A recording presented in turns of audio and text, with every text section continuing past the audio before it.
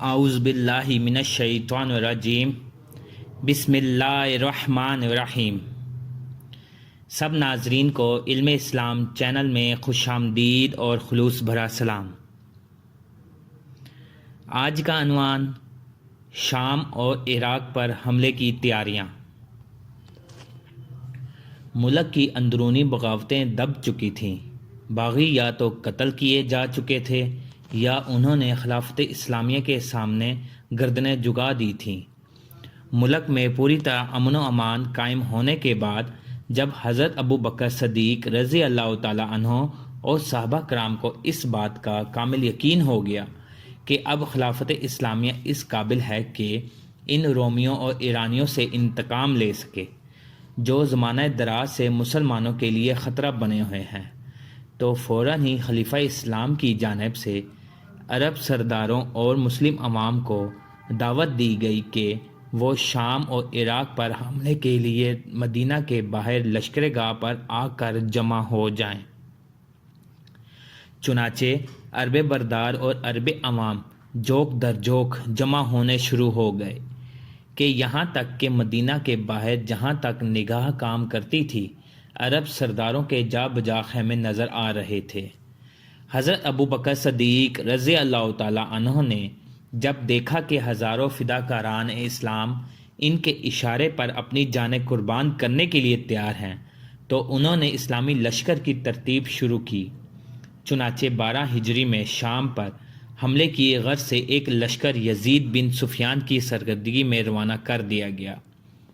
اس لشکر کا مقابلہ کیسر روم کے ایک بہت بڑے لشکر سے شام کی سرحد پر ہوا۔ اس مارکے میں کیسر روم کا سردار سمیت 1200 سپاہیوں کے اسلامی لشکر کے ہاتھوں مارا گیا اور بہت سا مال غنیمت ہاتھ آیا جو خلیفہ اسلام کی خدمت میں مدینہ روانہ کر دیا گیا۔ یہ شام پر مسلمانوں کی دوسری شاندار فتح تھی۔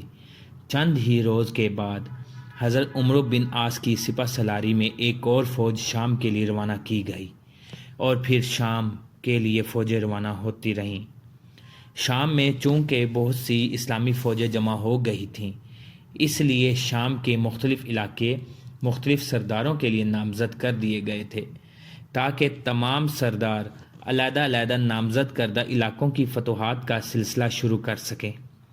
حضرت ابو عبیدہ کو خمس اور شام کا فوجی گورنر مقرر کر دیا گیا اور تمام دوسرے سپہ سالار ان کی ماتحتی میں دے دیے گئے۔ عمرو بن عاص کی سرگرمیوں کے لیے فلسطین کا علاقہ تجویز کیا گیا جو اس زمانے میں شام کا ایک صوبہ تھا۔ یزید بن ابو سفیان کے لیے دمشق کا علاقہ تجویز کیا گیا اور شرجیل کو دریائے پردوں کا علاقہ دیا گیا، اور ان تمام سپہ سالاروں کو حکم دے دیا گیا کہ وہ سب کے سب حضرت ابو عبیدہ کی ماتحتی میں جنگی کا دریا فوراً شروع کر دیں اور دوران جنگ میں ایک دوسرے سے رابطہ قائم رکھیں۔ چنانچہ خلافت اسلامیہ کی ہدایتوں کے مطابق تمام فوجی افسر جنگی کارروائیوں میں مصروف ہو گئے، لیکن ان کے مطابق تمام کارروائیوں میں مصروف ہو گئے لیکن ان کو اس کے لیے کوئی خاص کامیابی حاصل نہ ہوئی کیونکہ کیسر روم کی فوجیوں کا دباؤ بے حد بڑھ گیا تھا۔ ویڈیو کو لائک اور چینل کو سبسکرائب کرنے کے لیے شکریہ۔ اللہ حافظ۔